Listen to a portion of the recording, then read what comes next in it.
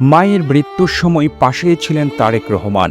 রাজধানীর এভারকেয়ার হাসপাতালে লাইফ সাপোর্টে থাকাকালে মঙ্গলবার ভোর ৬টায় মারা যান বিএনপি চেয়ারপারসন বেগম খালেদা জিয়া। এই সময় তার ছেলে বিএনপির ভারপ্রাপ্ত চেয়ারম্যান তারেক রহমান পাশেই দাঁড়িয়েছিলেন।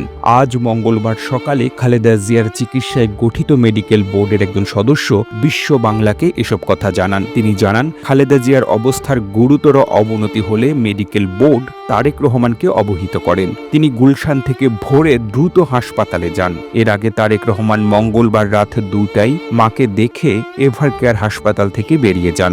অশ্রুসিক্ত কণ্ঠে এই চিকিৎসক বলেন, ম্যাডামের আত্মার মাগফিরাতের জন্য আপনারা সবাই দোয়া রাখবেন। মেডিকেল বোর্ড সর্বোচ্চ চেষ্টা করেছেন। ভোর ৬টায় খালেদা জিয়া শেষ নিঃশ্বাস ত্যাগ করেন। অবস্থার গুরুতর অবনতি হলে মেডিকেল বোর্ড দ্রুত পরিবারকে অবহিত করে। তারেক রহমান খবর পেয়ে সঙ্গে সঙ্গে হাসপাতালে ছুটে আসেন। মৃত্যুর আগে মায়ের পাশে দাঁড়িয়ে দোয়া করেন তারেক রহমান। প্রথমে তাকে একাই আইসিইউতে যেতে দেওয়া হয়েছে। এরপর পরিবারের সবাই ভেতরে যান।